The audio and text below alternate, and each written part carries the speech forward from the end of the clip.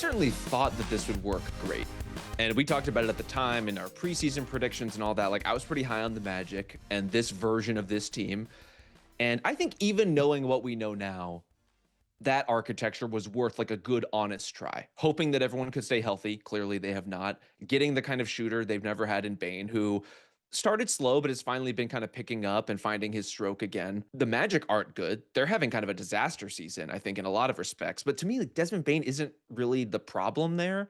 And so then the question is just kind of like the value proposition, right? Like, how do you feel about getting a good player in the door that isn't fixing your team and giving up all of these picks in order to do it? And I'm okay with that bargain still. To me, Desmond Bane is an interesting part of this team and an interesting part of a Magic team that, say, doesn't have one of Paolo Banchero or Franz Wagner on it. What kind of shots did you think he was going to bring to their offense? Because just speaking for myself, I think some of the miscalibration for me in the way I was thinking about Desmond Bane was kind of maybe thinking about 2021, 2022 Desmond Bane, where it was more of him flying off of down screens or, coming off of double, staggareds, moving, flares, whatever it was, more off ball movement, catch and shoot type stuff, which to me, I thought, okay, that would add a wrinkle to Orlando that would make them more difficult to deal with. I thought it would be a combination of some of that sort of off-ball movement that you're describing, and also like a decent dose of on-ball pick and roll, kind of facilitating second side playmaking for them, which they have needed, to be clear.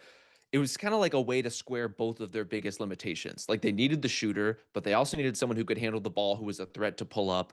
Why not Desmond Bane? And that's how you talk yourself into giving up all these picks in the first place. But not only are they not running all that kind of action to set him up for catch and shoots or off of curls, he's also just like become the kind of ever so slightly hesitant shooter. And some of this is, I think, maybe because he was struggling a little bit out of the gate to really convert from deep. But like, I was hoping he would have the kind of season where, just because of the way that teams packed the paint against the Magic, he would be averaging 9 or 10 3-point attempts a game. That he would Not be like even. almost.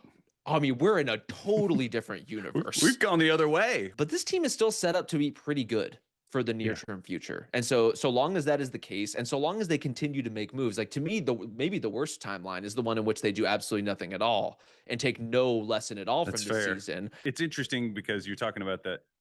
That's what ends up happening with some of these teams. It's like, I like a lot of these individual pieces, and I'm sure there are some really coveting eyes out there in the NBA hoping that they get, loosen up and start shopping a Jalen Suggs or a Franz or an Anthony Black, because in a different context, those guys could be really, really high impact players. So I don't think the Magic are sunk by any means. No. It's just there might be a painful step at some point to get where they want to go.